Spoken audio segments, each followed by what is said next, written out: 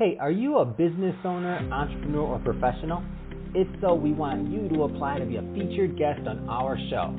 My name is Adam Torres, and I host the Mission Matters series of podcasts. I've recorded over 3,000 episodes, and we are just getting started. How do you know if you'd be a good guest to be on the show?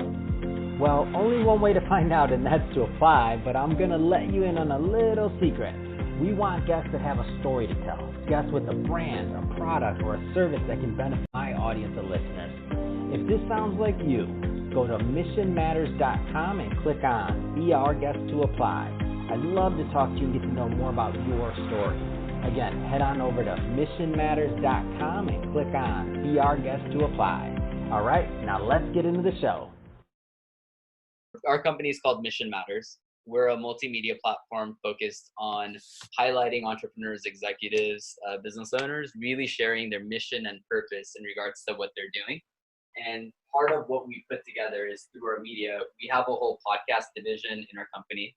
We also have a book publishing division in our company, and we recently launched a book focused on women in business. Basically, we put together a book and put together 18 amazing who are all entrepreneurial or are very involved in diversity, equity, inclusion in some way, shape, or form. And they wanted to highlight just through their perspective what it's like being a woman in the workplace or in business or being in research or working in large organizations, as many of them are. And they all have very unique perspectives. And, I don't want to steal any of the thunder, so I would love for each of them to introduce themselves. But that's us. We're Mission Matters, and, we really want to keep highlighting a lot of these amazing people that are working on these amazing organizations or these amazing companies. And, with that, our main purpose is just to amplify their mission in regards to what they're doing. So I'd love for, each of them to kind of share their stories. So we have two Ritas in the room. We're Margarita, Rita, and Dr. Aries, and we'd love to have each of you introduce yourselves. Then you can go first. Yes, go first. Okay. My name is Aries. A lot of individuals call me Dr. Aries, and that's how I branded myself. I am a business education unicorn is the descriptor that I use quite often because it describes the 15 plus years that I've held within the business sector, specifically around talent development, talent acquisition for a variety of Fortune 100 companies at the time. And then I made this huge transition into the education sector while still keeping one foot in the business sector, I may say. And in that world, I work for a business university or business program here in Chicago, Illinois, which is where I reside.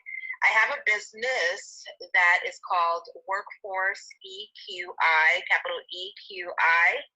It is a convergence of workforce readiness with emotional intelligence. So a lot of the work that I do is heavy in the diversity, equity, inclusion, and belonging space. My book chapter, and then I'll pass the baton to Rita and Margarita.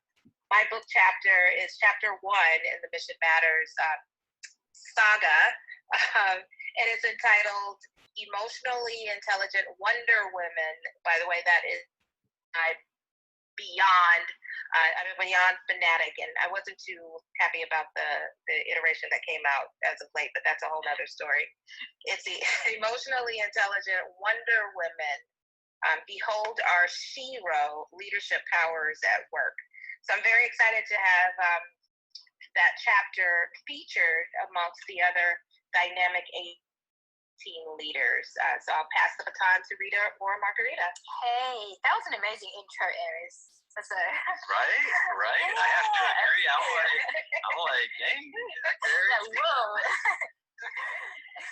Didn't mean that we should have made you go last. I'll pay you later. So my name is Rita. Rita Kakati-Shah, and my background is I'm from the UK originally, and I started off my career in finance. I've sort of been in the workforce for about over 20 years now. So I started in finance. I was in investment banking for about 10 years at Goldman Sachs in London, just doing various different functions. Started off in trading, then I went on to structuring, and then actually on to investment banking, and just sort of floated around different functions. and I was always very involved in diversity and inclusion initiatives.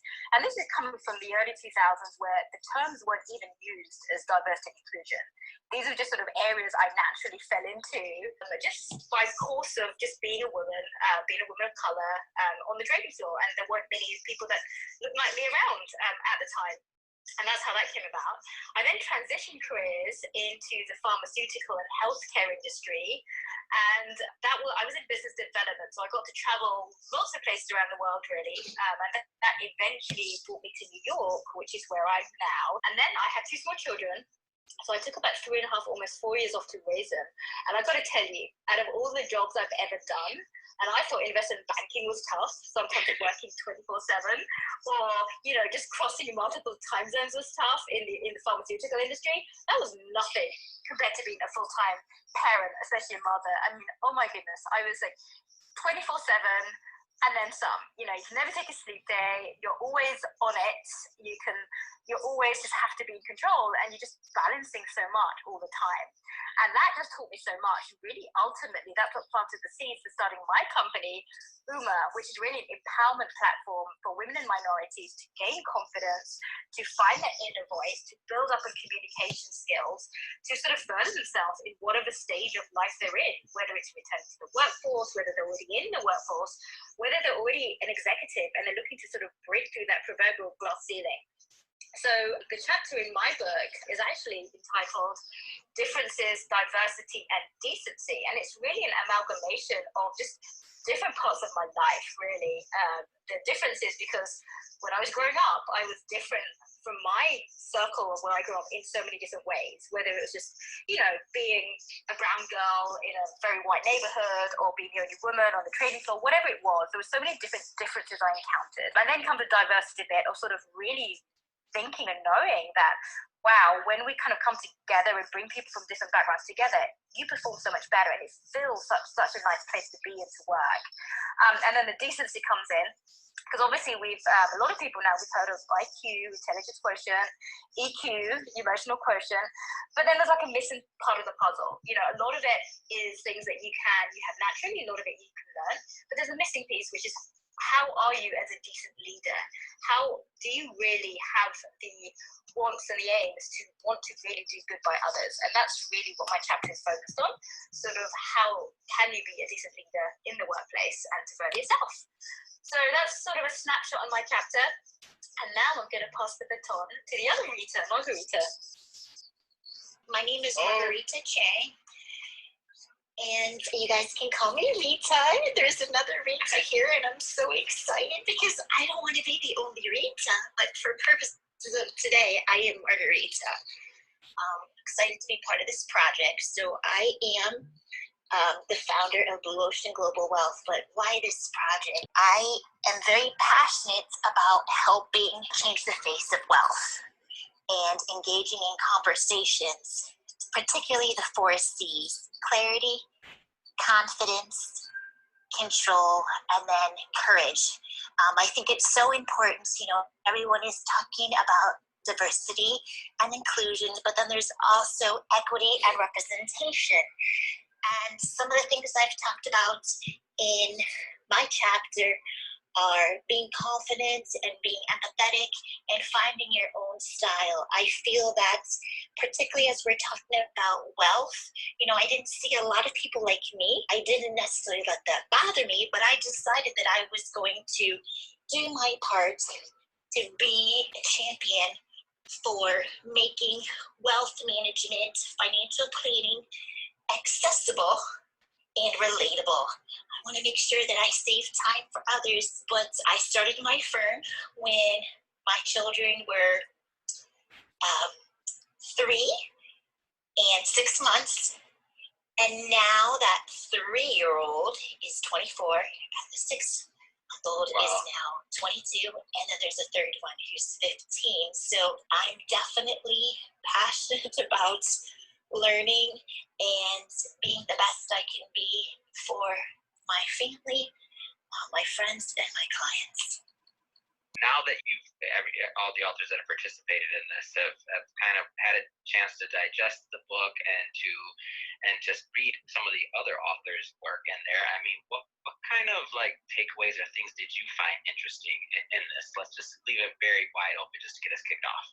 So I'm going to say, for starters, I'm so excited that there's another Rita in the room, because that never happens, like ever. So that's like my first excitement point. But what I was really, really interested about this particular project is that it was specifically a book about women business leaders, but written by women for women. There's so many times just over the years I've read business books, coming from that field, that are talking about how to lead women, how women should be empowered, but they're written by men. And, even at university and studying and doing business courses, most of the information comes from a male voice. So one thing that I really found unique, and why I sort of fell in love with this project, Adam and Chirag, was because of the fact that this was about highlighting women's voices, and they came from experts in industry. For me, it was almost like a really natural transition to kind of just go ahead and do this. And then, to your point, it was like an icing on the cake just to unravel the finished book and then read the amazing stories, and actually the voices come to light when reading them, because we didn't know beforehand what the different topics were and the chapters were about. So it's really, really nice. It's my 2 cents. I would echo Rita's sentiments about the connectivity around similar topics. Empathy is what resonated the most to me throughout the book chapters. To your point, Adam, about the themes, I think that was one of the bigger ones that came across. What equally was, I would just say, just one of the most powerful components of the book chapters was that we all came from different industries and different perspectives to some extent. And some of us worked in more traditional types of employment around corporations and organizations and things like that. And then some started their entrepreneurial journey from infancy stage. So just kind of hearing the journey, the career trajectories across each person's life was so inspiring. So I think I was able to capture a couple of nuggets from everyone. It was exciting work. So yes, I want to make sure I don't talk over anybody. I found that what Dr. Airies had to say absolutely fascinating. Of course, what everyone had to say, but in particular, a shout out to Dr. Airies regarding the topic of, emotional intelligence. When you're dealing with people's money, I think all too often in my industry, people focus so much on the portfolio. And obviously, I know that people need to invest money, but there's so much more behind that, meaning the people, their philosophy about money, what they think about. And I've been saying this, but hearing experience from so many of the authors just solidify that I feel that the world could use a little bit more empathy, understanding, what that person is experiencing and their money scripts and how they make decisions. So I found everyone's story, it's so interesting how the themes interrelate and connect. So Rita, I'd like to, and I'll go through with each one of the authors and pull out some things that I'd like to expand on, because just, on my end, number one of the reasons I do this is because I'm curious. Maybe I'm naturally curious, and I like hearing more and getting further into the story. And I know, Rita, in conversations that we've had in the past, just about, how you went through and Uma and what you're doing with Uma, and how you, and I think you and Mark and the other Margarita, Rita, both share the similarity of coming from these finance backgrounds, but I'd like to kind of just expand on that thought process of what it's like for a woman in finance, and like just things that you think we can do to move the needle or to move that forward for more inclusion. Because I come from for those that don't know, I come from a financial background, and I remember, when I was coming up in my career, like it was very male dominated, right? And that's just the way it had been for so long. Like, how do you think we kind of move that conversation forward? I remember actually when we chatted about this, Adam. So it's like a great question. Yeah, I remember, when I started in finance, it was, almost 2 decades ago now. So it was a while back. So in many ways things have changed, but in some ways things haven't. So, just to give you an example, I think overall, from when you talk about diversity and inclusion, there is often people think about the onus being exclusively on the company's perspective, or how can we kind of, form an inclusive workplace. And while that is exactly the work that I do and help educate companies, a lot of the onus actually goes back to the individual as well. So, how do you survive finance? And maybe Margarita can speak a bit to this as well, but it's not just a matter of, you're just coming and just do your job, it's 9 to 5 and you leave. It is very, very competitive. If you are going to survive as a trader on Fleet Street, on Wall Street over here, you've got to shine. You have got to get over that quartiling. So where the bottom quartile just gets fired, and that's how it happens. And it's staying above the curve. So a lot of it is just being really, really sort of, I guess, resilient, almost knowing when to pick your battles. I think part of it is. And also from a company perspective, being more cognizant that, women have traditionally, to succeed in finance and to advance, have also sort of mastered some of the, what you might call some of the male characteristics. So it could be, the way you dress, the way you speak, a certain sort of assertiveness that might be associated with more male personalities. Whereas now, what we're trying to say, the kind of methodology is more like admire the women and let them advance for who they are, knowing that there are different parts of your personality that decipher success and what it means later on. So while, yes, there are certain things about, risk-taking and thinking quickly on your feet can be done two ways, there's a huge emotional component, which I know both Dr. Airies and Margarita have written about as well, that is what sets people apart. And now companies are starting to recognize it. So in terms of being more inclusive, it's actually understanding that people aren't just getting promoted or set ahead because they just speak a certain way or have a certain way of leadership tendencies, but because they are more emotionally sort of, and they do a lot more in terms of that well-being as well. So I think a lot of it is just understanding that and going with the flow there too. And the other thing I'll say, Adam, as well, especially on the trading floor, one memory I have is that I hate the cold, and the trading floor is somewhere that is intentionally kept cold because it keeps you awake, and that's the thought process. But it's kept awake because the male physiology is slightly, to give it to, lower than the woman's body at her optimum physiology. So things like that, it was always very gendered in the way that trading floor was sort of set out in the first place. So one of the things, I would say to companies to increase inclusivity and trying to get more sort of women in finance roles is sort of say, look at the working conditions, see what people like working best at, and try to work around that from both perspectives. When I learned that stat that you just talked about trading floors and other things, I still remember it like clear as day. Being in college, I learned that. It was a really good friend. She was telling me, we were in class one day, and she's telling me about how like even buildings in the United States, for the most part, she's like, buildings are even sexist. She said something along the lines of the temperatures are even against us, and I'm like, what? You're crazy. You're not even joking. I said, how can a building be? And she's like, well, who makes the policy? And then she explained it to me, and then I looked, and I'm like, wait a minute, and I'm like, oh my gosh, that's terrible. I'm like, I didn't know.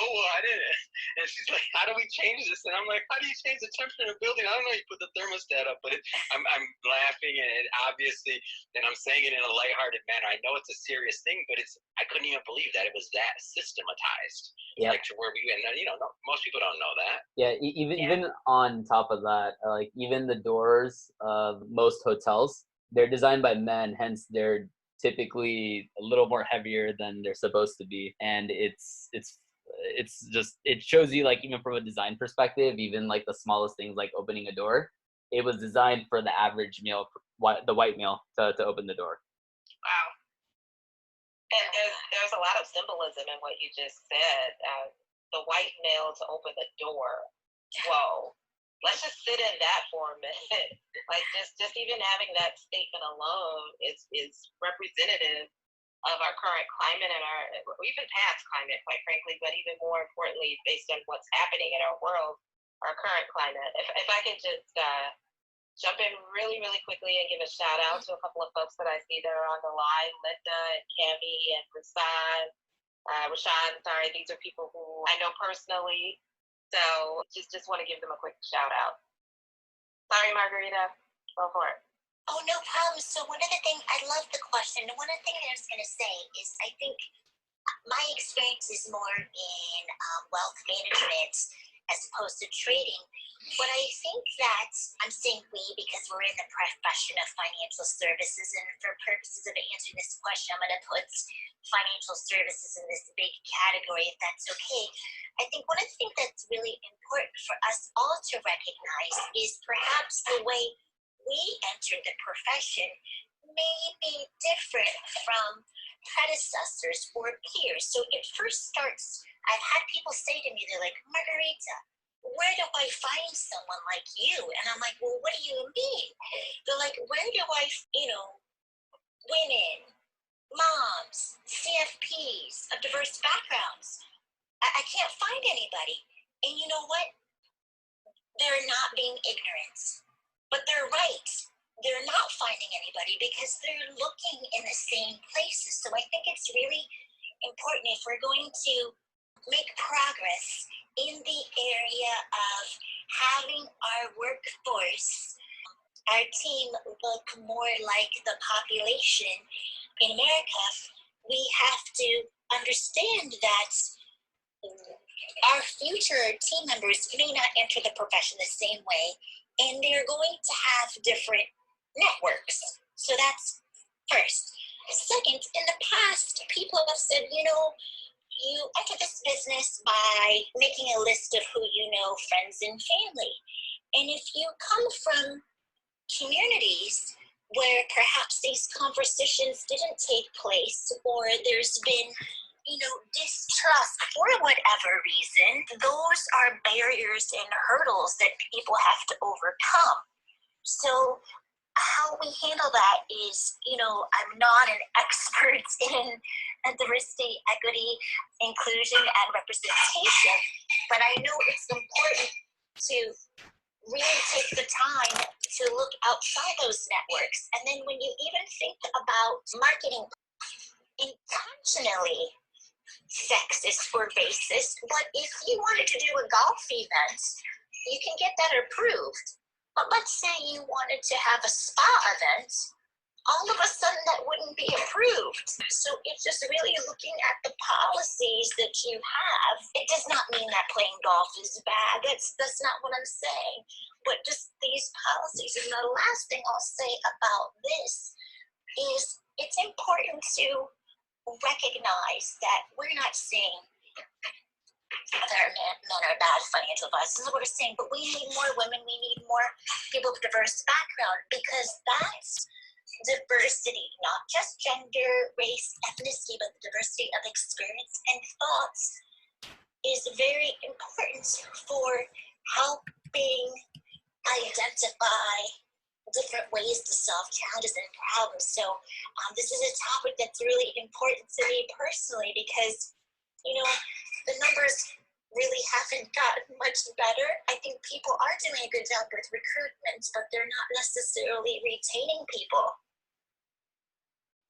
And Margarita, I know you have a pretty interesting thing that happened in your career that I kind of want to bring out, because I think it also talks about the way that we just do business in general. And that's earlier in your career, maybe when you were on a path and you had a certain type of manager that had you doing the cold calling method and some of the other things that didn't naturally match what you were doing or what you thought was correct and what felt right to you. But then you decided, instead of leaving the industry, and I think that also happens pretty often, is that, maybe a person first comes to the industry and they have the wrong type of experience, the right type of management that doesn't really cater to them. And instead of pivoting or finding something that worked like you did, and they maybe leave the industry altogether because they think, well, this is the way it's supposed to be, and like, this isn't for me. Can you talk a little bit more about how you managed to make that change, Margarita? Because I think it's led to you being a very unique leader in the financial services sector. Oh, sure, I definitely can. So I started in financial services in June of '99. And this is funny. It's true, and it's totally funny.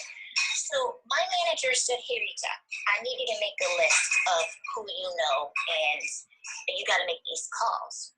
and I didn't have anybody on the list. He's like, you don't have anybody on this list. I'm like, well, I didn't really grow up here. He's like, okay, well, what about your parents? I'm like, well, my parents lived overseas. They really haven't been here that long. And besides, like, you know, I might have been stereotyping, but it is true. My dad's friends are very private people about money. They came from mainland China. They fled mainland China, went to Taiwan. And so my manager said to me, okay, Rita, so what are you going to do? And I was like, listen, I'm not a loser, but I have 2 small kids. I don't really have friends. I'm working all the time. And he laughed at us. He's like, well, where are you going to get your clients? I was like, you know what? I'm going to make cold calls. And I can tell you, I was really good on the phones. My first year, 33 clients, 31 were from cold calls. 32 was a girlfriend, 33 was like my dad. I knew I had to work harder. But then it got to a point where I gotta say, I was very obedient. If my boss told me to do X, I did X. I didn't question it. But then I kind of hit a wall. This is what I was talking about, and Adam was talking about. I hit a wall. I just got, I think I like had 16 appointments where I didn't like make a single sale. And he started yelling at me and saying, you know, what is wrong with you? And I said, you know what? I'm just tired. I think I hit a wall. And that's what he told me. Technically sharp, but you're a lousy financial planner because you spend too much time building relationships, asking questions. And I was downtrodden. Like, I get migraines, and I think I threw up, not in his office. And I was like, I didn't cry or melt down, but it's like my body had all this tension. And then he's like, what happened? I was like, I just feel sick. He's like, you have to stop making yourself sick. And I was like, I didn't make myself sick. It's just the stress of the situation. So I pulled myself together, and I realized he's right. He's absolutely right. For the type of clients he wants me to take on, I'm a lousy financial advisor. But for the type of clients I want, I'm good. So what I did is I had these clients that I didn't really connect with because I felt they didn't buy me. They were buying him. I put those clients in the reassignment pool, and then I basically told him, because remember, the first 2 years, you got to do exactly what they told you. I said, you know what? You're right. I probably am lousy. I don't think I'm the best fit for these clients. So I put them in the reassignment pool. You can have them. And I just decided that, you know what? When I was having conversations with clients, they said to me, you know what, Rita, one of the reasons why we chose you is we feel like you get us, like you understand us. And that's when I realized, you know what, I am who I am, Sam, I can be myself, and I don't need to worry about, like, I felt like I had proven myself. So he did kind of threaten me, like he told me I was lousy, I was gonna have to quit. But by that point, like, my mind was made off. I still stayed in the industry, but I went off on my own and I opened my own independent firm. So that's kind of how I handled it. I didn't cry or melt down. I'm like, you know what? He's right. For the type of people and advisor he wants to be, I'm lousy. But for the type of advisor and practice I want to have, like, I'm doing the right thing. And I just kind of never looked back. Wow, what an amazing story. That I had to get that one out there because I've heard Rita tell her story before, or Margarita tell her story before, and I was like, wow.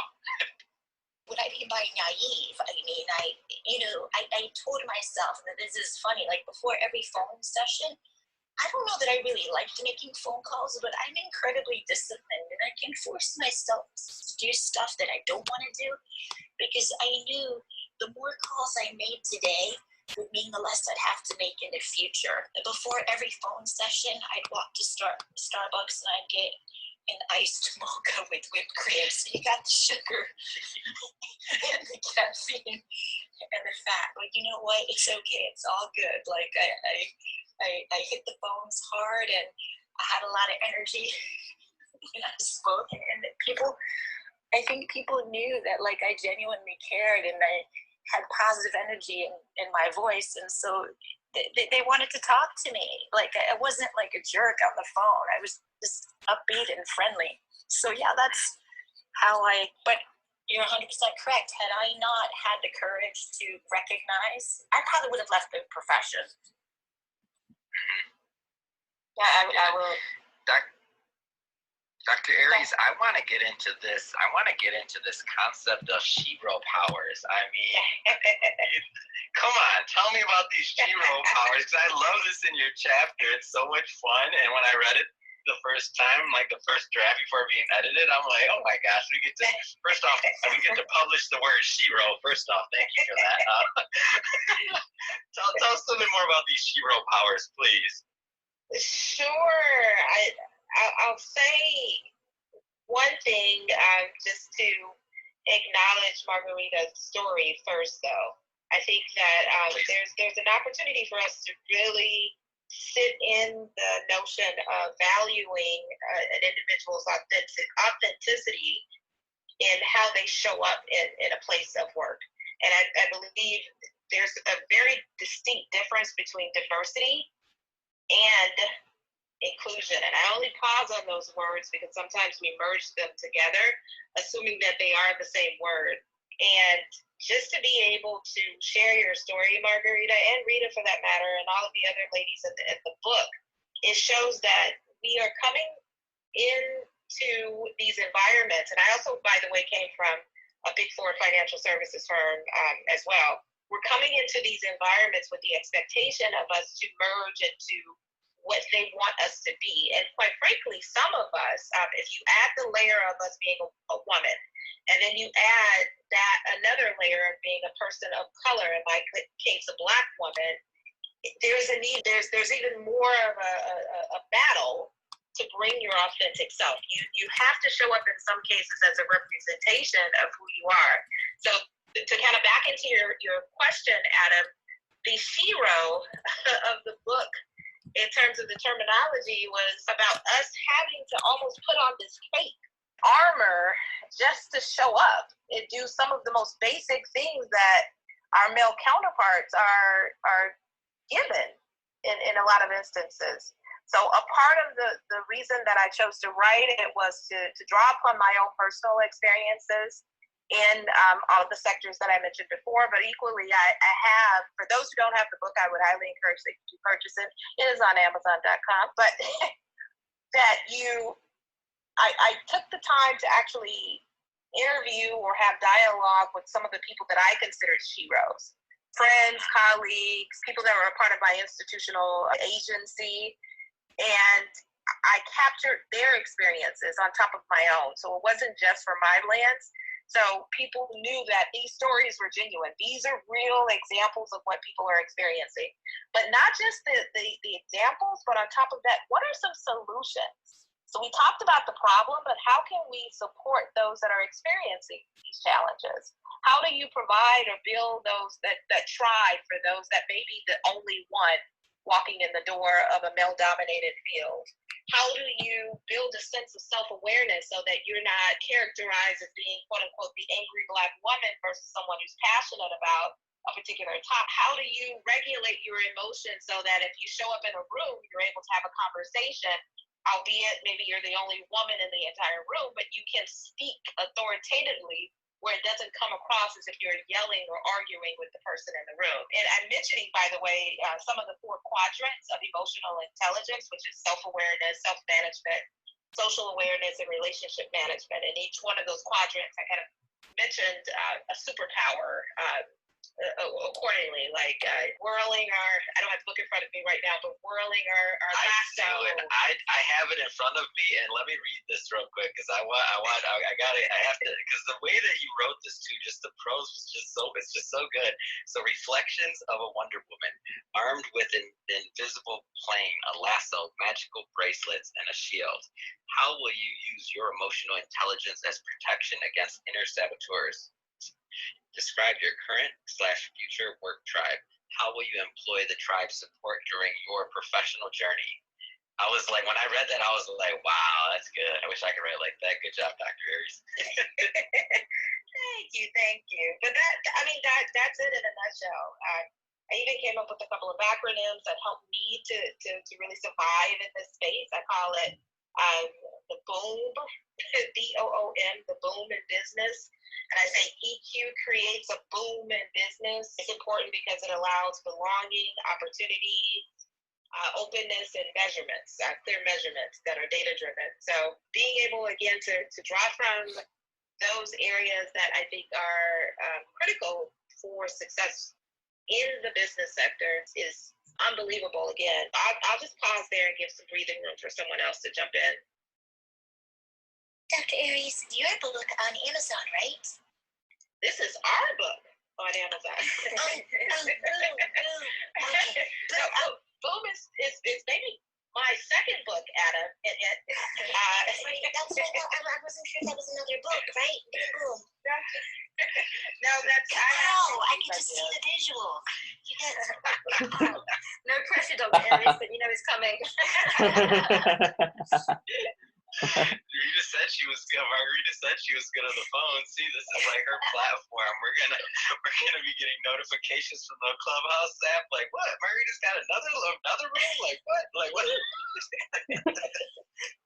The phone, yeah. You know what? You just have to make it seem like you want to make those calls, even when people are in a bad mood. I'm like, hi, this is Rita. They're like, who? And I'm like, yeah, actually, my name is Margarita. They're like, oh, I'll take one of those. Oh, that's awesome. So Rita, I want to get more into Uma and the Uma platform, because I mean, this is what you're working on day in and day out, and I think what you're doing is pretty unique. So maybe let's go a little bit deeper just into the overall Uma platform, and also some of the content that you're putting out, because I follow you on Instagram and some other places, and you're a busy woman. So I want to make sure that the other authors are aware of your work, and the people listening, of course, are aware of your work, so they can follow and just keep up. I'm trying to. Well, Adam, I've got to say, I appreciate your follows and all your comments and everything, so thank you. Thank you for all of that. And so I guess part of what else we do at Uma is I also host a TV show called The Uma Show. And that is specifically partnering with a South Asian TV channel called Bandy TV International, which really showcases the voices of South Asian women that have broken boundaries and broken glass ceilings in some way of their own. So that's part of what I've been doing with Uma as well. That was totally a quarantine COVID project. Got brought up. It's all done via Zoom right now, but it's wonderful and it's amazing. And the amount of feedback we're getting from it is just been incredible. So that's just one of the projects that I've been working on the side as well. I do a lot of speaking as well. So, prior to COVID, I used to travel to different places, but now I'm also doing these online and remotely. So a lot of universities that I still teach at actually and speak at, and then some of these multinational corporations, I do a lot of advisory roles and speaking as well about what they can do better with diversity, and as Dr. Aries correctly pointed out, and the very separate concept of inclusion and belonging as well as being very, very separate to diversity, and also global policy forums. I've quite often frequented different European headquarters like UNESCO and European Parliament to get invited just to speak to dignitaries and different sort of ambassadors about what they could be doing better from a government policy level as well. So that all stems into the work at Uma. We're very much a strategic platform as well as an empowerment platform as well. So it's very much of how can we not just coach and mentor individuals to be their best self. So whether it's one thing Dr. Aries brought up is about what you do in that boardroom so you can speak succinctly without sounding like you're shouting. Well, that's one of the things that we do. We specifically work on concise communication and negotiation skills. So I'll give you an example. It's not with everybody, but a lot of women have the reputation of raising their voices when they state a fact. For example, it could be, I'll just give you an example, it could be like, if you ask me a question like, what do you like about, do you like your book? And I say, I love my book, rather than, I love my book. So what I've done is I've raised my voice in the first example, so it almost looks like I'm doubting myself. Now, what we as women do, because we are so empathetic by nature, we commonly raise our voices because we don't want the recipient to feel anything if they haven't heard of the book that we're talking about or the concept or the TV show. So we raise our voices to sound like, have you heard of that? And that's what we're trying to do. But on the other side, what it sounds like is you just don't know what you're talking about. You doubt yourself. So that's just one of the examples of what a lot of the work we do with women, especially our senior executive women, when they're going in to present at a boardroom or going to pitch to a client. And then just, some of us have heard of the concept of man speaking, which is where you might be a woman who has presented something at your team meeting, and a male colleague comes along and says exactly the same thing and gets credit for it and a pat on the back. So what we do a lot of is... That never happens, Rita. So what we do a lot of is work on the why rather than sort of acknowledging, yes, it's around, but then what is it about our communication style that leads to that happening? And part of it is just the conciseness and what it is that we're saying. So we're very much about the concept and a lot of coaching on different speaking techniques for that kind of thing, so that you literally leave that room having the last word. You are going to sign a deal, you are going to get that ask, and you are going to, in theory and in action, what basically they've said that they want the board to be, and people have said that they want the board to be, and it does go to the participatory democracy and accountability that I was referring to earlier. How they can be better, decent leaders, starting to develop the notion of decency quotient a lot more now, trying to formalize it a lot more as well, to actually be a measurement tool for leaders as well. And I'll just give you an example. I was at a conference in Moscow, and I was giving a talk to these heads of these Eastern European companies, and I was diversity in the room. Moscow, or Russians and Indians have a very good political relationship together. So they looked at me and they said, oh, we know what diversity is. We love people from India, and, we love Bollywood, and yes, things like that. And I said, oh, wonderful, amazing. And I asked them, I said, well, how many of you folks in the room? And there were about 3,000 people in the room while I was giving this keynote. And I asked them, how many of you have heard of the holiday Diwali? And, I've got to say, a lot of hands went up. And I thought, okay, fantastic. And then I asked them the question of, how many of you people celebrate Diwali? And I think out of the almost 3,000 people in the room, I counted 2 hands. And that was when I said to them, that's the difference between diversity and inclusion. You might be diverse because you're hiring people from different countries or different states in India or whatnot, but you're not practicing inclusion. Another example I gave them was, they were talking about how they hire people with different sort of abilities. So they're very cognizant that, people might, have disabilities or impairments and things like that. And I just asked them the question, well, how many of you have actually gone and changed the spacing of your doorways or have extra bathrooms put in place to help out your other folks? And none of them really did. And again, another example of diversity versus inclusion. So I spend a lot of time really sort of explaining to people really common sense issues of what they already know, but showing it to them in a different way. And similarly, when I travel to India or even go to China, I spend a lot of time speaking to companies, again, on the notion of really understanding the socio-economic structure as well. So one concept that might exist in the Western world or in the UK, in Europe, may mean nothing in those markets. For example, gender equality and sort of getting more women in promotional positions after they've had children.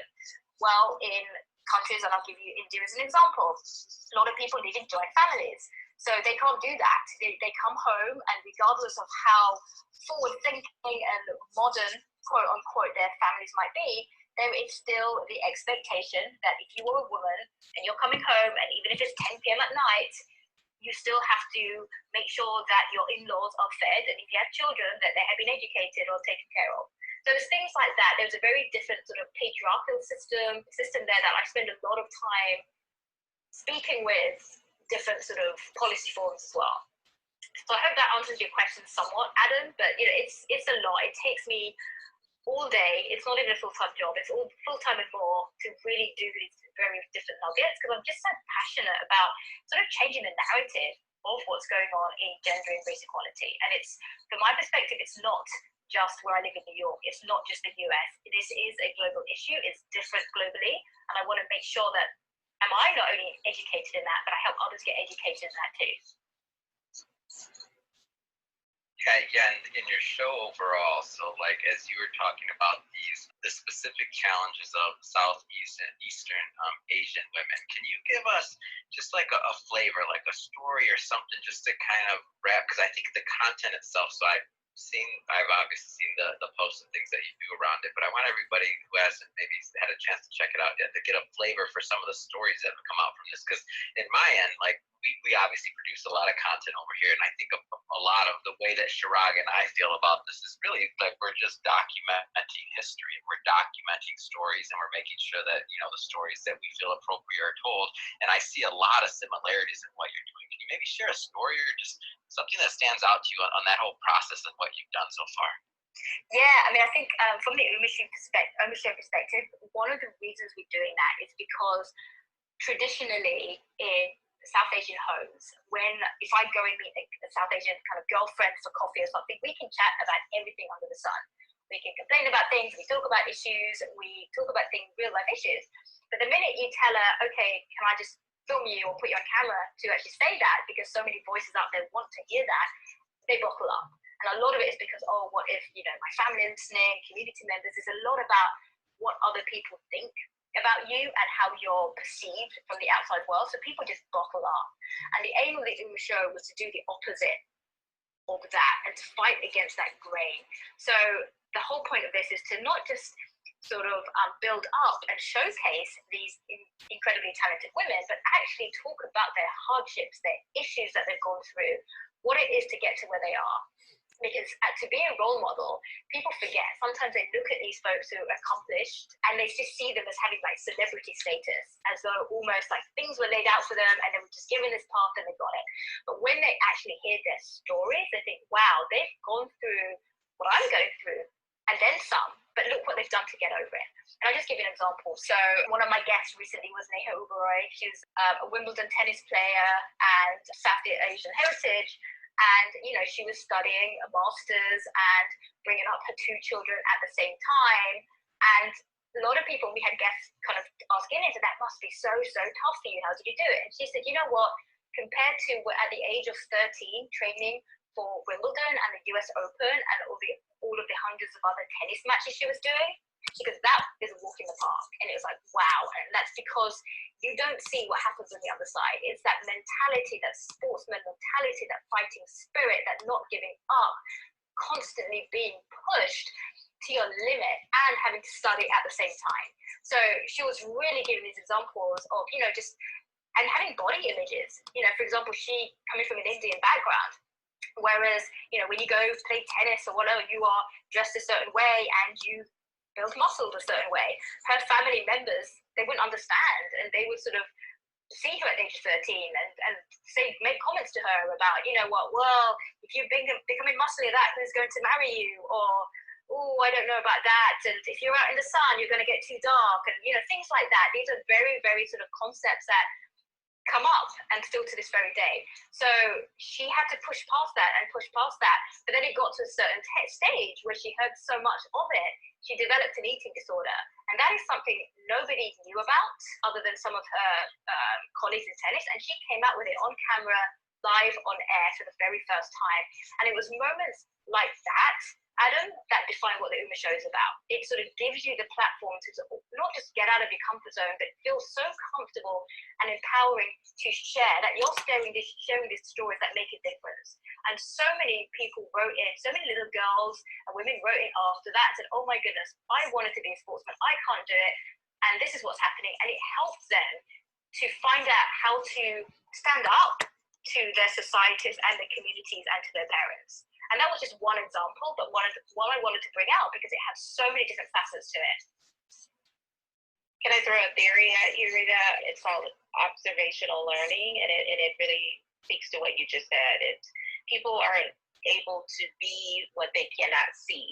And so it speaks very strongly to what you just said, though the researcher in me has to kind of add that as a supplement to what you just mentioned. And I strongly admire the work that you're doing, and I just started following you, so I will make sure I pay attention to all the great things that you're doing.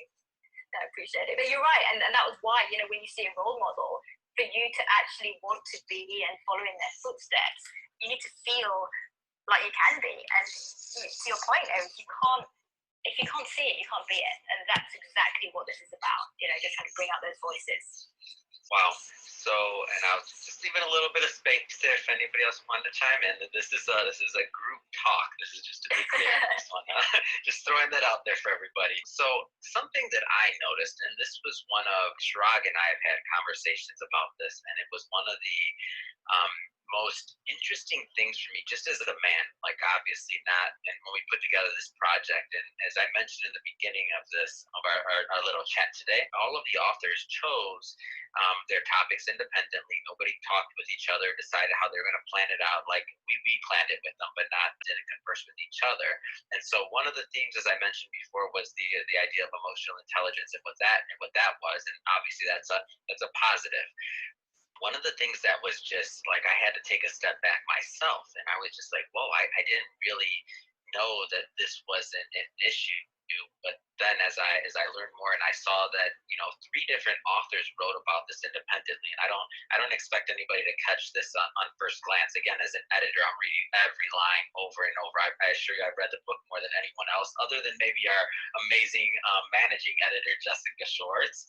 Other than her, I'm sure I read the book more than everyone else. But that being said, it's the whole idea of women grappling with this idea of imposter syndrome, or like, are they good enough in the workplace or in other places? And I thought, because it came up in 3 different chapters, I just thought it was really, and I'll give you a specific example, and it also came up in another book, and I'll give you like a hard, solid example so you know what I mean, especially if somebody listening isn't too familiar with the idea of imposter syndrome. It's just basically saying, like, do you deserve the success that you have? Like, are you good enough to do something? That's a very simple explanation as I understand it. I'm sure somebody else can expand on that, but a simple example that another author wrote about was in one of our other books was women going to pitch.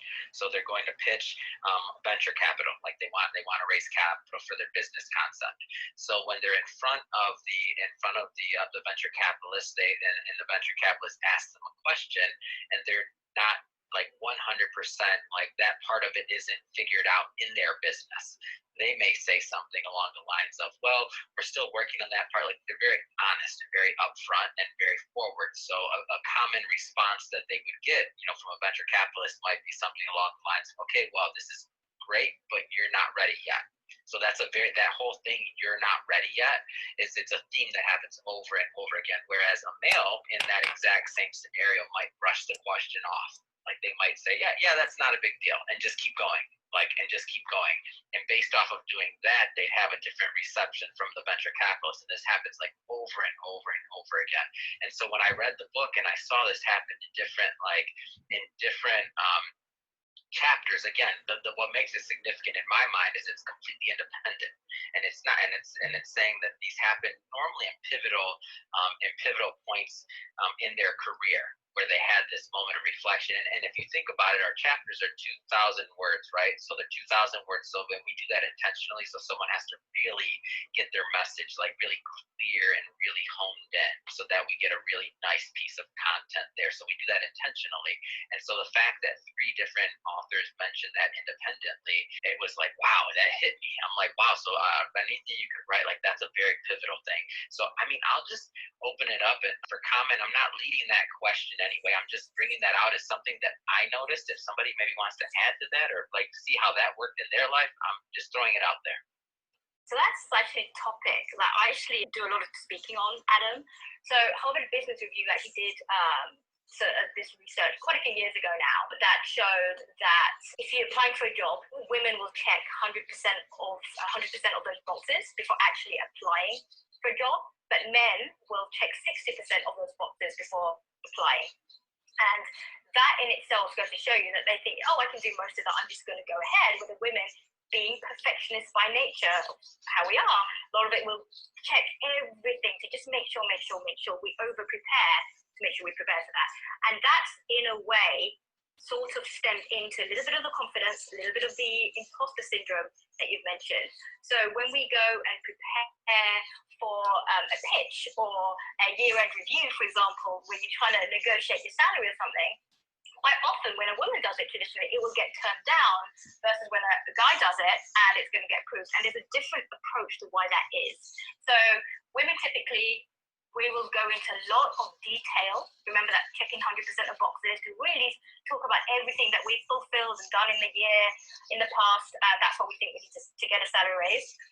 Men, on the other hand, will just sort of give a couple of highlights of what they've achieved, but will spend most of it on the future, painting the picture of what's going to happen in the future, how you give me this, you give me that opportunity, and I'm going to increase your revenue sales by 10x or 3x in the next 3 months, 10x by the end of the year. So you're basically painting them on a picture. Now, this has not happened. This is in the future. Nobody knows if this can even happen, but it's that sort of thing. So that in itself is almost about, it's a different approach of the way of thinking things. It's almost like the creativity, the dreamy approach, almost like, I know I can do it. It doesn't matter if I've never done it in the past. I'm just going to do it. And it's almost like risk-taking approach where, and I know this, even coming from a trading background, one of the anomalies really, a lot of people in my year group did not go into the trading because of just taking that risk and just doing things they've never done. And they go, well, how can you just even stomach that? My perspective was, I didn't care so much about the end result. It didn't really impact me directly. It was more about what could happen in the future, so I just went all in. Yes, you lose money, but you can also gain money too. And that was always been my approach with everything throughout life. And that's what I try and tell a lot of the women that I coach as well. It's really dependent on thinking about what do you have to lose if you're going to go out there and the worst thing happens. If you're going to go out on stage and say something and you forget your lines, what's the worst thing that's going to happen? And if you paint that almost sort of, it's almost like, well, what do I have to lose? And then you can't do any worse than that. And then everything else is just a plus point, and everybody, and when we, it doesn't matter who you are, from a little child to the most accomplished speaker, does at some point have that little belly button sort of, butterflies in your tummy moment just before they're about to go and deliver a speech or something. But it's about how you deal with it and how you come over it. And some people kind of go down in tears, and other people just take that deep breath and sort of manage to get over it and remember that you absolutely have this and you can do it. And it's really a coaching thing about coaching your mind and sort of developing. And I call it, it's almost like confidence is a muscle. The more you do it, the easier it becomes, and it just becomes muscle memory. So these are all sort of techniques that over time you can just hone in, and it just becomes more natural over time. Wow, the resume thing, and you just explained so much of life that I never really. As you're talking, I'm like, wow. Like I've been with people helping them fill out a resume or an application or something like that, and like they're like, oh, I don't know, I don't do this or this or this, and I'm thinking in my head, I remember when I was younger, just doing things like this. I'm like, I'd apply for everything. Qualified, I sure wasn't, like, just being honest. I mean, for some of these roles in finance, right? But if not, that's just interesting. Does anybody else care to comment? I mean, that's open floor. I do, Adam. And then I also have Cami. I don't know what I did, but I think I pressed her in, and I think she has a comment, so I'll have her to go after me. But it's also this notion of power and privilege and being able to understand that is a real thing that most of us don't speak about. And those that are in power walk into the room, like Rita mentioned, and negotiate differently and speak authoritatively and kind of represent themselves in a way that is uber confident. And then, those of us who may have the imposter syndrome, which I also mentioned in my book as well, you do have to exercise that muscle, and you do have to kind of recondition yourself to know that you are good enough and you are capable of doing the same thing that everybody else in the room is capable of doing. So it is a reconditioning for sure. Cami, did you want to say something? I know you jumped into the room. Yeah. Introduce yourself first of all. Hi, can everybody hear me? Hey, Penny. Yes, Hey, hello. Hey, hello. So my name is Camelin Vanoy, and I'm a long tenured friend of Dr. Aries. I knew her before she was Dr. Aries. She's just wonderful, beautiful Aries to me. And now she's, with the cherry on top. But I reside in Nashville, Tennessee, and I'm a human resources professional, and I actually am a first-year law student as of a month ago. So, Yay! I did not know that. Congrats. Thank you. I haven't really shared it with a lot of people. I've been trying to see how this thing's going to work out, but big transition. So, but anyways, I really wanted to chime in. Want to thank Dr. Aries and this whole team for the opportunity to not only listen in on this discussion tonight, but also just be a recipient of all of the information that for me has been confirmation of the experiences, of the frustrations, of the observations, of things that have gone on, for myself professionally and for others, and just over some things that I've been thinking over for the next move in my career. And so it's been very affirming to know that I am not as psychotic as I thought I was being with these experiences of everything we're talking about, authentic self, imposter syndrome. You go through these things, and when you don't have people, like-minded people or individuals to discuss these things with, or help you play through them and understand that they're real and that this is not all just this is happening to me, is this in my head, quite often being the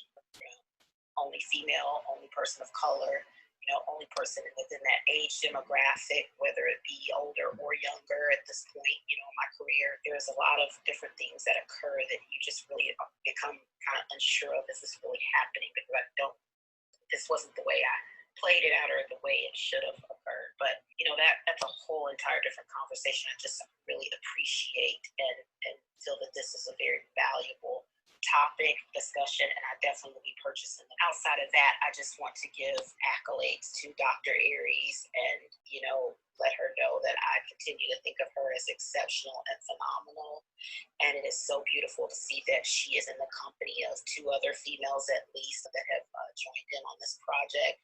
And you all are just as impressive as she is. And so I just thank you all for your, bites that you've given tonight, your tidbits and the nuggets of information, and again the confirmation that these experiences are not only real, but they're real and universal, and the intersectionality of a lot of things has just been mind-blowing to me. So I appreciate being able to hear this and put some things into place. So thank you all, Adam and Chirag, for bringing this to the forefront and producing this project, and I'll continue to listen. Thank you so much, everybody.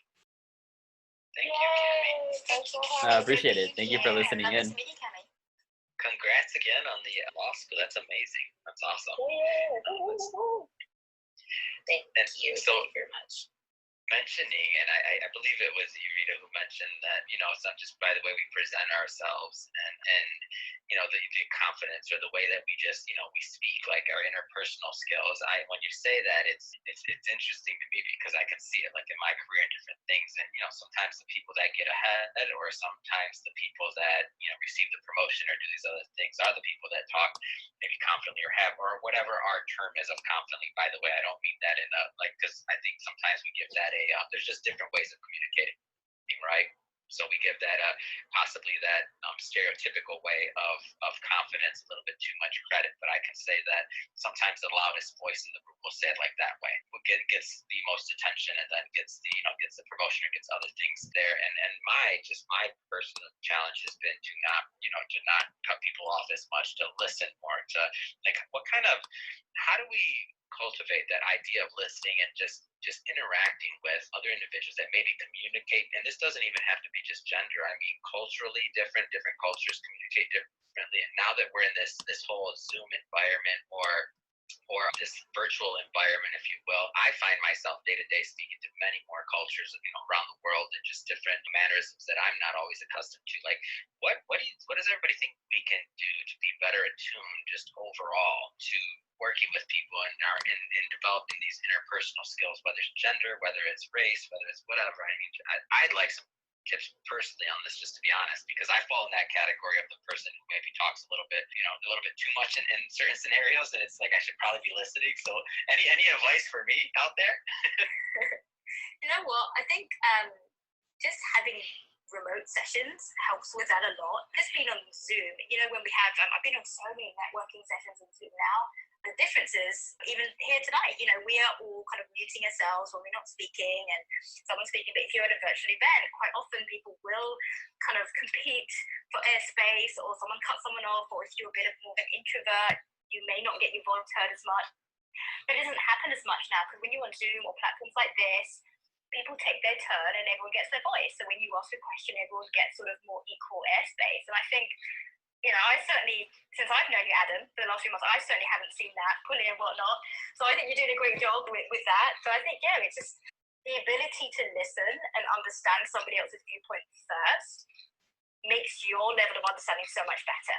I think traditionally, we've always thought about, ourselves and, okay, how can I get myself understood first?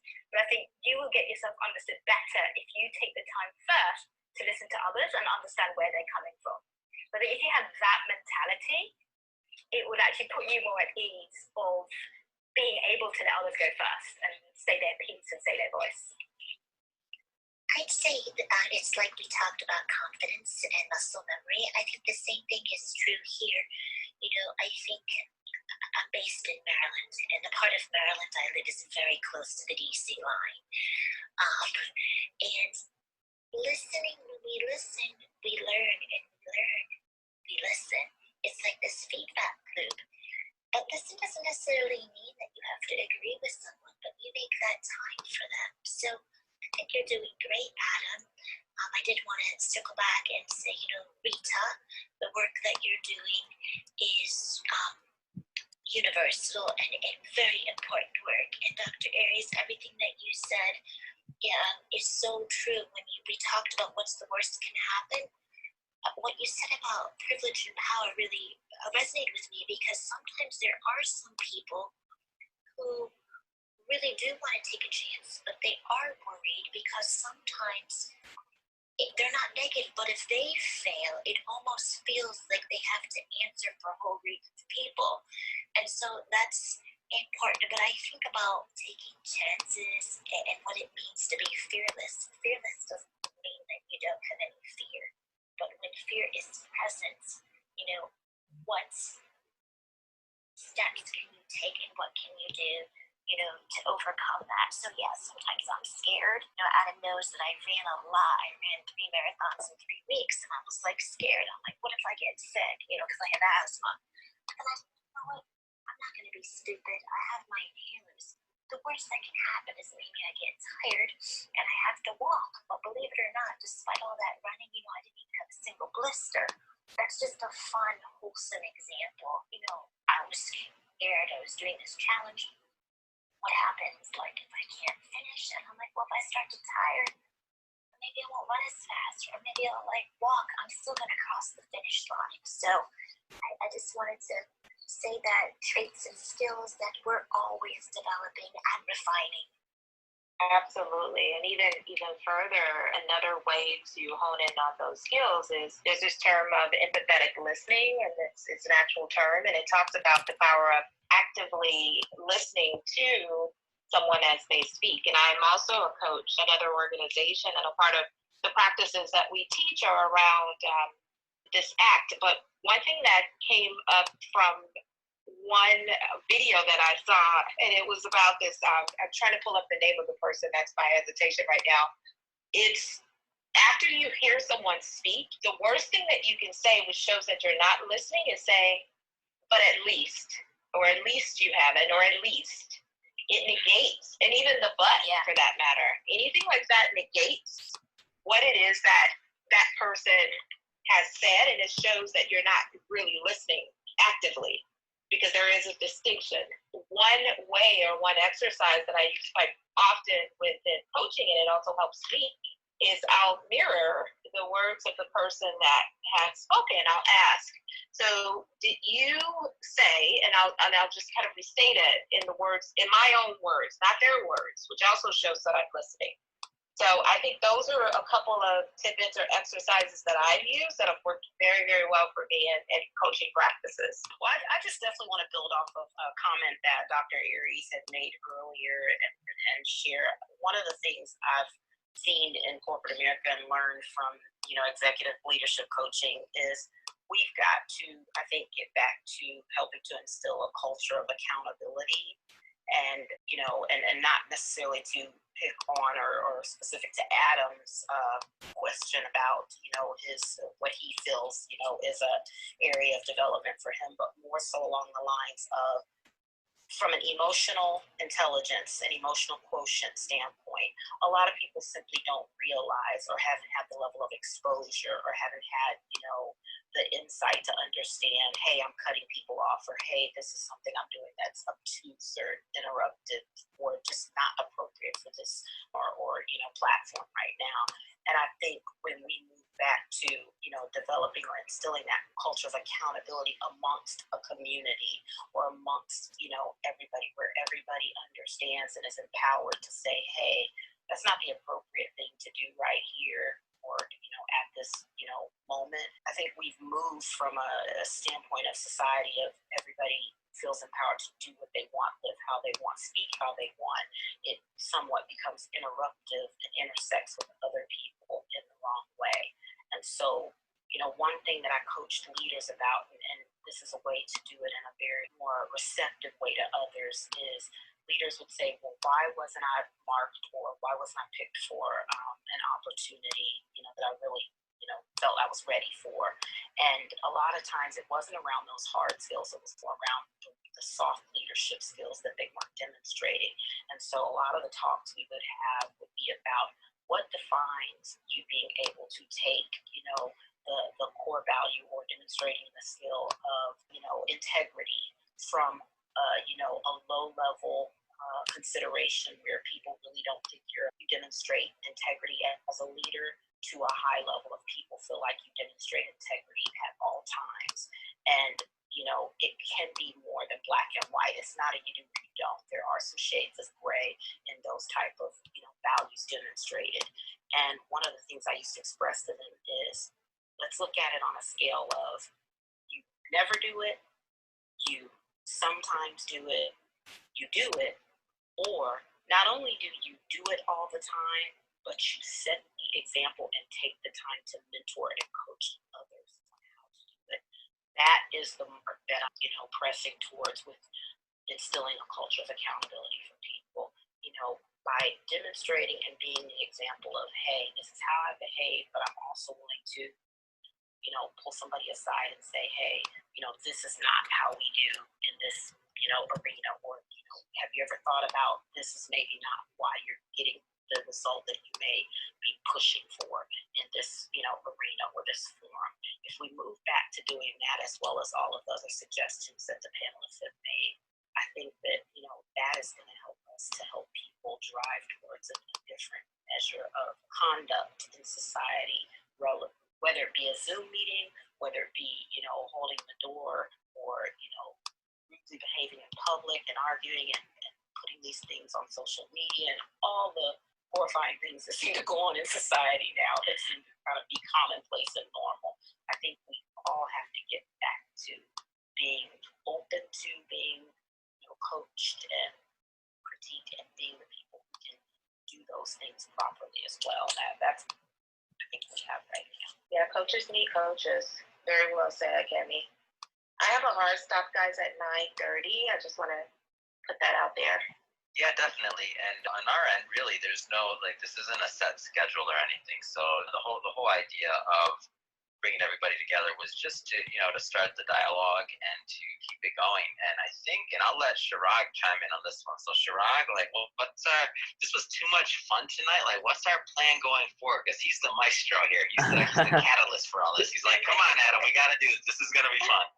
Yeah, this was our first one. We honestly had no idea what the result. I barely knew how to set this up, and I think we've got a pretty good feel. And there's a lot of cool things that I think we want to do. This is just going to be the first one. It was really just a test, and I think it went really well. Just so everyone knows, I did record the conversation, so I think this could even be turned into a longer form, content piece that everyone can use. And so we'll be sure to share it with you guys once it's all kind of posted, shared everywhere. But the goal is to do this way more frequently. And I think we didn't even really do a full-blown promotion behind this one. The next one we want to, and we've got some really good ideas what we can do to promote it so we can get a lot more viewers and a lot more audience here.